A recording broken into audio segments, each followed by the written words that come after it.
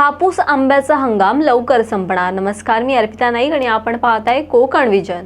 कोकणचा राजा, फळांचा राजा आणि जिभेवर रेंगाळणारी अवीट चव म्हणजे हापूस। पण यंदा याच हापूसच्या चवीला निसर्गाच्या लहरीपणाची कडू जोड मिळाली आहे। लांबलेला पाऊस आणि बदलत्या हवामानामुळे यंदा कोकणच्या हापूसवर अस्मानी संकट ओढावलंय। यंदा हापूसचं उत्पादन तब्बल 75% घटलंय। म्हणजेच काय तर बाजारपेठेत दरवर्षीच्या तुलनेत केवळ 25%च आंबा पोहोचला आहे। ज्या काळात बागा मोहराने बहरलेल्या असायला हव्या होत्या, त्याच डिसेंबर ते फेब्रुवारी दरम्यान अवकाळी पावसाने बागायतदारांचं कंबरडं मोडलं।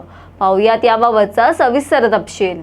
नवी मुंबईच्या वाशी मार्केटमध्ये दरवर्षी एप्रिलमध्ये दररोज 1 लाख पेट्यांची आवक होते, पण यंदा हा आकडा अवघ्या 40,000वर स्थिरावला आहे। परिणाम काय तर आवक घटली आणि दर कडाडले।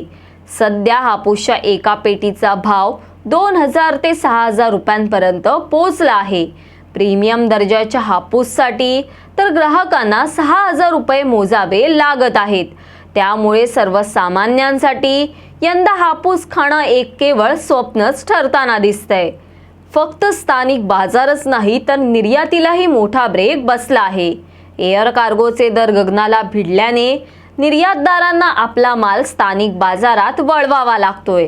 त्यातच कोकण हापूसच्या तुटवड्याचा फायदा घेत इतर जातींचे आंबे हापूस म्हणून विकून ग्राहकांची फसवणूक होण्याची भीती व्यक्त केली जात आहे। हवामानाचा फटका बसल्याने यंदाचा हंगामही लवकर संपण्याची चिन्ह आहेत। रत्नागिरीचा हापूस 20 मे पर्यंतच बाजारात उपलब्ध असेल असा अंदाज आहे।